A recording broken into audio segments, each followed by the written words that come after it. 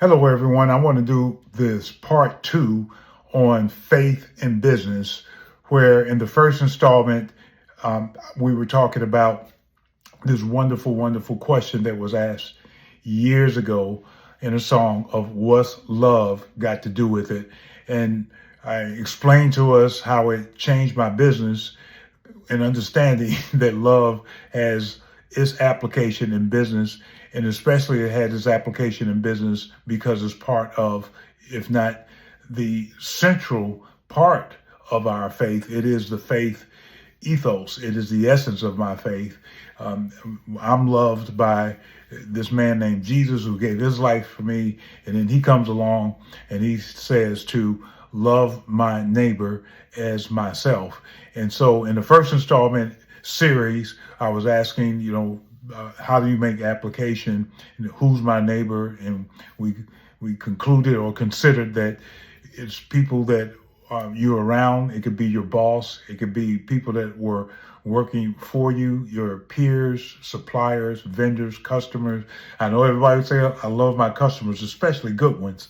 But your neighbor would be anyone that's brought to you that perhaps that you set your eyes on or that your ears can hear. That would be your neighbor.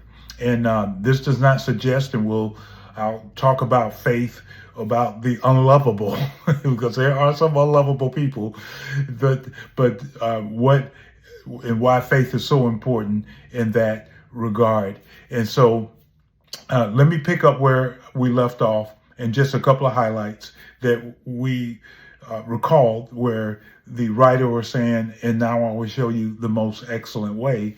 And so he says the most excellent way that we can conduct business, and we speak about excellence in business, it says to love. And he went through this series of without love, what it looks like, what it isn't, and then it started talking about how not just to be making noise or not just being wasting your time, because you could be doing certain things, and if it is not done in love, then you're just wasting your time. It's meaningless, it's making noise. And again, oftentimes people say, well, the topic of love has nothing to do with business. And I want to just strongly urge you to stay with me for a moment. But if you apply this principle of where we're told, whether you want to say this is a faith or not, let's just take it as a principle that love your neighbor as yourself, and that's what the actual command says. But I just want to focus on love your neighbor. We'll tackle as yourself later, but love your neighbor as yourself. And so let's pick up where after it says, and we read, so we went through everything up to the part where it says love never fails, and I tried to explain to us that love never fails to love. So it wasn't telling us, and it isn't telling us that when you love something, someone, that you will see the outcome that you expect, but rather love never fails to love, that everything I do is in love. And sometimes that could even be meaning letting someone go, releasing someone, but it's how I do it that I need to do it in love. So it says love never fails. Then the writer goes on to say it always protects, it always trusts, it always hopes, it always perseveres. And what would it be like as I adopted in business, and I would challenge you to, that you're protective. You're protective not only of your people, you're protective of their self-esteem, you're protective of how they feel. You protect them. You don't leave them out. You don't run over the bus. You don't let them be destroyed by coworkers or destroyed by what's going on around them that may affect them, that you care about them. That's love. So it always protects, it always trusts. And I thought oftentimes in meetings and going places and seeing documents or being able to trust someone that they're going to carry out a particular task. Trust, but verify, but you do trust. You do allow individuals to be what their purpose, their God-given purpose is on the planet. So it always protects, it always trusts, it always hopes, is what the writer says. And that is that we should be, I adopted this, and it just changed everything, that you always had a positive, favorable outlook. in business, a favorable outlook with individuals, even when they fall down, that you still have a favorable outlook that they're going to recover, a favorable outlook of what's going on with them personally. And then it always perseveres, so that this we made application that when things are tough, things were going hard, business conditions may not be favorable, maybe the economy has changed, maybe business is slow, but that I'm always there persevering, not leaving them out by themselves, having to tackle problems along, but we persevere together. Then a writer goes on to tell us about things that will pass away, and why love,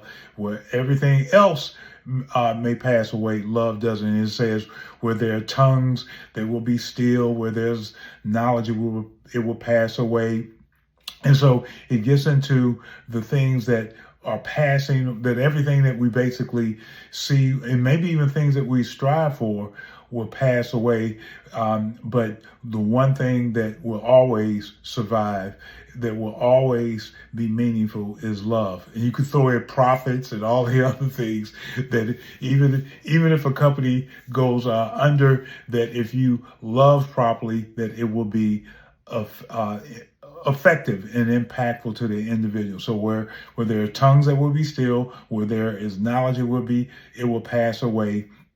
And so there's one more in there that come back, but basically it all is going to pass away. And then it gives us this urging, this thought that says, when I was a child, I talked like a child, I thought like a child, I reasoned like a child, but when I became a man, I put childish ways behind me.